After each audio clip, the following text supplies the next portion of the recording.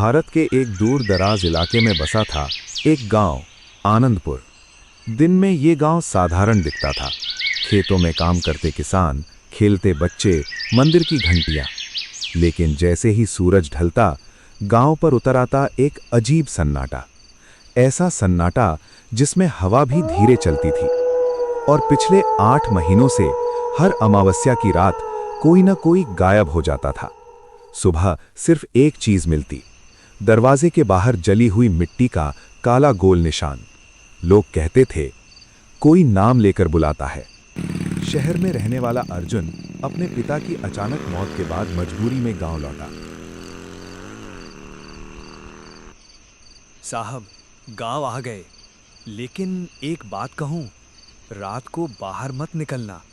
क्यों? भूत घूमते हैं क्या? लोग कहते हैं कोई नाम लेकर बुलाता है, जो जवाब दे दे वो सुबह नहीं मिलता। अर्जुन हंसा, लेकिन उसकी हंसी ज्यादा देर नहीं टिक सकी। गांव का चौक खाली था, चाय की दुकान बंद, कुत्ते भी चुप। अर्जुन अपने पुश्तैनी घर पहुंचा। दरवाजे पर जंग लगी कुंडी, दीवारों में दरारें और भीतर धूल की मोटी परत। अचानक पीछे से धीमी आवाज आई, अर्जुन। वो मुड़ा। सामने सिया थी, बचपन की दोस्त, लेकिन उसकी आंखों में चमक नहीं, डर था। सिया, तुम कैसी हो? तुम्हें यहाँ नहीं आना चाहिए था। सब यही क्यों कह रहे हैं? क्योंकि यहाँ रात को कोई आता है। सिया ने उसे गांव के हालात बताए। पहले रमेश काका गायब हुए, फिर स्कूल मास्टर, फिर मेरी माँ। क्या? उस रात किसी ने उनका नाम पुकारा था। उन्होंने दरवाज़ा खोला और सुबह बस वो काला निशान मिला। अर्जुन अब हंस नहीं रहा था। रात के 12 बजे अर्जुन बिस्तर पर था। बाहर घनी धुंध। अर्जुन? वो जम गया। आवाज उसके पिता जैसी थी। बेटा, बाहर आओ। ये सच नहीं है, ये सच नहीं है। दीवार पर परछाई उभरी, लंबी टेढ़ी, इंसान जैसी, पर इंसान नहीं। अगली सुबह अर्जुन पंडित हरिदत्त से मिला। ये गांव श्रापित है। कैसे? तुम्हारे परदादा ने यहाँ का प्राचीन मंदिर तुड़वाया था। वो मंदिर रक्षक शक्ति का था। जब मूर्ति टूटी, शक्ति कैद हो गई। अब वो हर अमावस्या को एक आत्मा लेती है। इसे रोका कैसे जाए? जहां मंदिर था वहां दीप जलाओ, लेकिन सावधान रहना, वो तुम्हारे करीब है। रात को सिया अर्जुन के घर आई। आज अमावस्या है, वो आ जाएगा। तुम इतनी डरी क्यों हो? अचानक सिया की आंखें कुछ पल के लिए काली हो गईं, फिर सामान्य।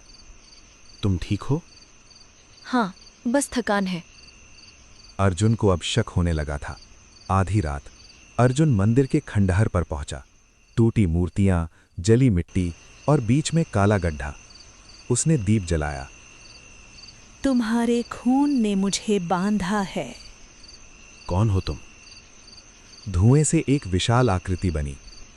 तभी पीछे से सिया आई। भागो अर्जुन। लेकिन उसकी आवाज बदल गई।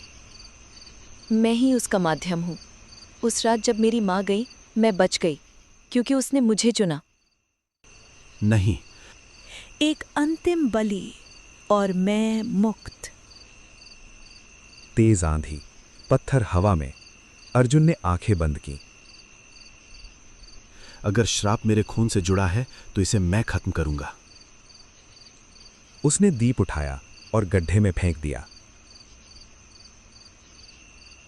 सिया जोर से चिल्लाई और धुएं में विलीन हो गई। सब शांत। सुबह गांव वाले पहुंचे। खंडहर गायब था। वहां एक नया छोटा मंदिर था। अर्जुन बेहोश पड़ा था, लेकिन जिंदा। शक्ति समाप्त नहीं हुई, बस सो गई है। आनंदपुर अब शांत है। कोई गायब नहीं होता। लेकिन हर अमावस्या की रात खेतों में एक लड़की की धीमी हंसी सुनाई देती है। अर्जुन। कुछ श्राप खत्म नहीं होते, वे बस इंतजार करते हैं।